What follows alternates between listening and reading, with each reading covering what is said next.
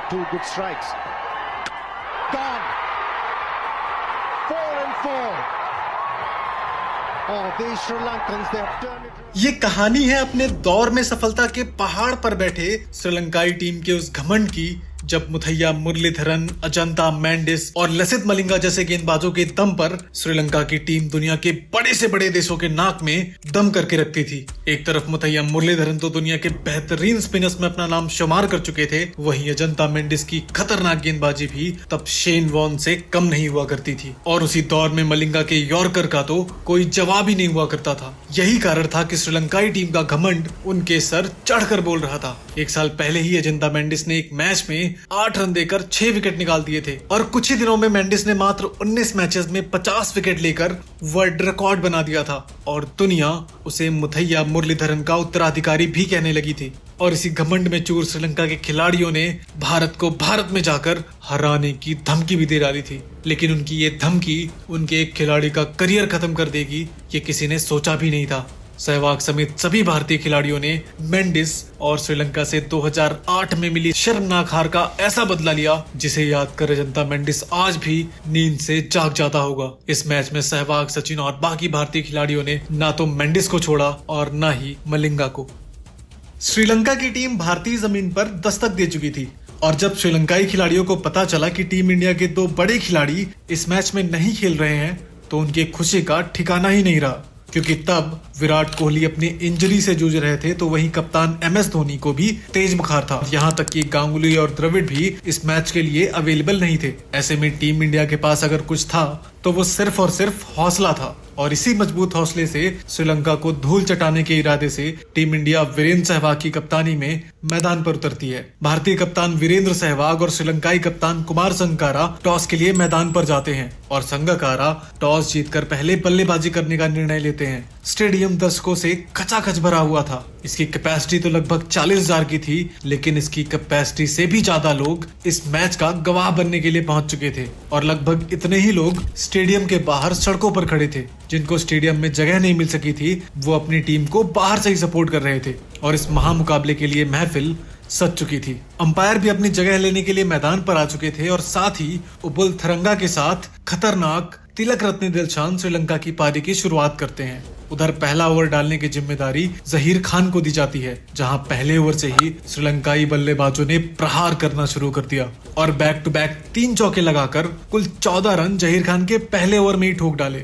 और फिर पारी के दूसरे ओवर में दिलशान ने ईशांत शर्मा पे जोरदार प्रहार करते हुए एक और चौका अपने खाते में जोड़ लिया और अगली ही गेंद को दिलशान ने हवा में जोर से उठाकर मारा और ये दिलशान का बैक टू बैक दूसरा चौका था। फिर उसकी अगली ही गेंद पर एक और जोरदार प्रहार कर दिलशान ने गेंद को सीमा रेखा के बाहर भेजते हुए हैट्रिक चौका अपने नाम कर लिया। भारतीय खेमे में पूरी तरह से सन्नाटा छा चुका था, क्योंकि श्रीलंका ने मात्र 2 ओवर में ही 27 रन स्कोर बोर्ड पर लगा दिए थे।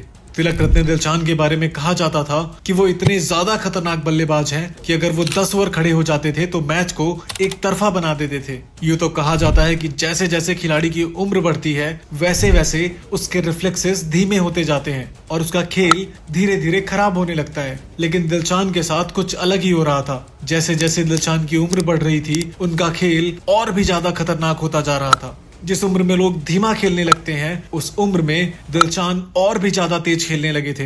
दिलशान ने 35 साल की उम्र के बाद 100 वनडे मैचेस खेले, जो कि एक विश्व रिकॉर्ड है, जिसमें दिलशान ने 4000 से भी ज्यादा रन बनाए, यानी कि जितने रन बाकी के खिलाड़ी पूरे करियर में नहीं बना पाते उससे ज्यादा रन तो दिलशान ने बुढ़ापे में ठोक दिए थे। और इस मैच में भी दिलशान की ताबड़तोड़ बल्लेबाजी जारी थी। ओवर की आखिरी गेंद पर दिलशान ने एक और चौका जड़ टीम के स्कोर को 39 रनों तक पहुंचा दिया था। और आपकी जानकारी के लिए मैं बता दूं कि ये कोई T20 मैच नहीं बल्कि पूरे 50 ओवर का वनडे मैच था, पर श्रीलंका ने मात्र 3 ओवर में ही 39 रन ठोक डाले थे। और फिर चौथे ओवर की शुरुआत भी थरंगा ने हवाई शॉट को खेलते हुए 6 रनों के साथ की और दूसरी तरफ दिलशान तो आज कहर बरपा रहे थे।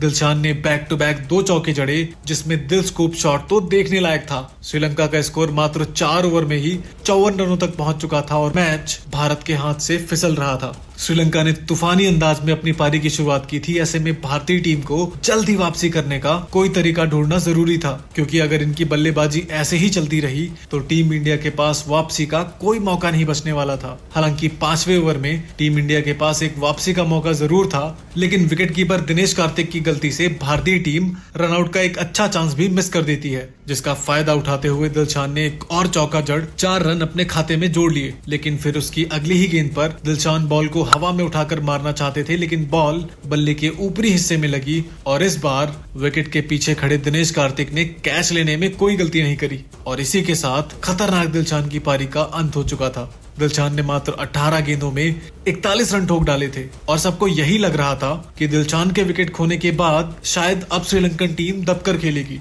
लेकिन अब श्रीलंका की पारी को संभालने के लिए कप्तान संगकारा मैदान पर आते हैं, जिन्होंने उपुल थरंगा के साथ मिलकर भारतीय गेंदबाजों पर प्रहार करना जारी रखा और 15 ओवर में ही श्रीलंका के स्कोर को 122 रनों तक पहुंचा दिया, जिससे कहीं ना कहीं श्रीलंका ने इस मैच में अभी तक अपनी पकड़ मजबूती से बनाई हुई थी। और जब पारी का 18वां ओवर लेकर कप्तान वीरेंद्र सहवाग खुद बॉलिंग करने आए तो संगकारा ने सहवाग की पहली गेंद पर ही एक शानदार चौका जड़ डाला, लेकिन फिर भी सहवाग ने हार नहीं मानी और फिर पारी का 22वां ओवर लेकर एक बार फिर से सहवाग संगकारा के सामने खड़े थे, जहां इस बार भी संगकारा ने सहवाग की पहली गेंद को चौके के लिए बाउंड्री के बाहर भेज दिया था। लेकिन अगली ही गेंद पर कप्तान सहवाग का प्लान काम कर जाता है। संगकारा आगे बढ़कर बॉल पे जोरदार प्रहार करना चाहता था, लेकिन सहवाग ने उसके पैरों पे बॉल डाल दी, जिससे वो शॉट नहीं खेल पाता है और इस बार भी विकेट के पीछे खड़े दिनेश कार्तिक ने गिल्लियां बिखेरने में कोई गलती नहीं की। दोस्तों, अभी हाल में ही मैंने एक एक्साइटिंग वीडियो देखी और उसका लिंक मैंने कमेंट में पिन कर दिया है, आप भी जरूर देखना। 22 ओवर्स का खेल समाप्त हो चुका था और श्रीलंका ने 2 विकेट खोकर 165 रन स्कोर बोर्ड पर टांग दिए थे, यानी कि अब श्रीलंका इस मैच में अभी तक टीम इंडिया पे भारी था। लेकिन फिर श्रीलंकाई बल्लेबाजों के लिए काल बनकर रविंद्र जडेजा टीम इंडिया के लिए ट्रम्प कार्ड साबित होते हैं।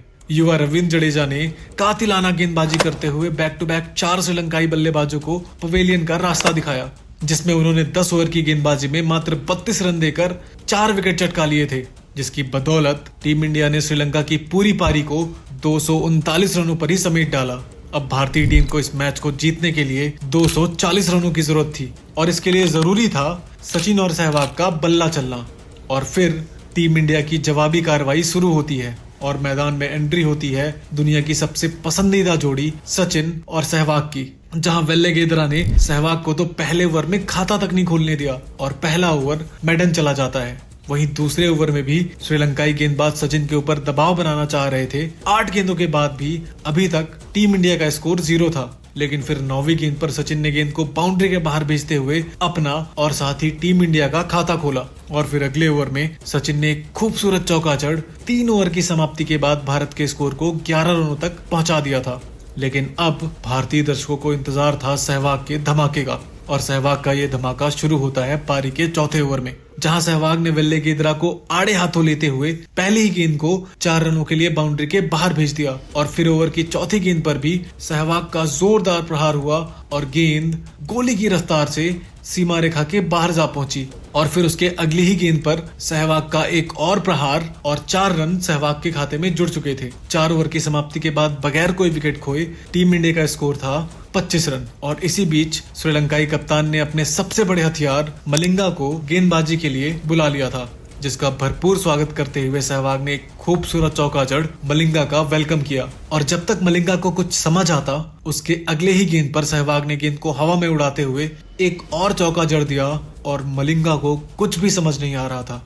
हालांकि मलिंगा के घमंड को तोड़ने के लिए इतना काफी नहीं था। इसी इरादे से सहवाग ने एक और बार गेंद को सीमा रेखा के बाहर भेज ये तीसरा चौका मलिंगा के खाते में डाल दिया, लेकिन अभी भी मलिंगा के ओवर की एक गेंद आनी बाकी थी, जिस पर सहवाग ने एक और धमाकेदार शॉट खेल 4 रन अपने खाते में और जोड़े और सहवाग ने मलिंगा के इस ओवर में कुल 19 रन ठोक डाले। अब सहवाग का इंजन पूरी तरह से गर्म हो चुका था, जिसका प्रमाण देते हुए सहवाग ने अगले ही ओवर में बैक टू बैक 2 चौके जड़ डाले और फिर बॉलर और अंपायर को निशाना बनाते हुए सहवाग ने एक और जोरदार प्रहार कर पलक झपकते ही गेंद को बाउंड्री के बाहर भेज दिया। लेकिन फिर उसी ओवर की आखिरी गेंद पर सहवाग का एक तेज तर्राट शॉट सीधा फील्डर के हाथों में जा फंसता है और मात्र 28 बॉल पे 44 रनों की धमाकेदार पारी खेल सहवाग पवेलियन लौट जाते हैं। 7 ओवर की समाप्ति के बाद टीम इंडिया ने सहवाग का विकेट खोने के बाद 55 रन स्कोर बोर्ड पर टांग दिए थे और अब सचिन का साथ देने गौतम गंभीर बल्लेबाजी के लिए आते हैं और उधर गेंदबाजी के लिए आते हैं अजंता मेंडिस।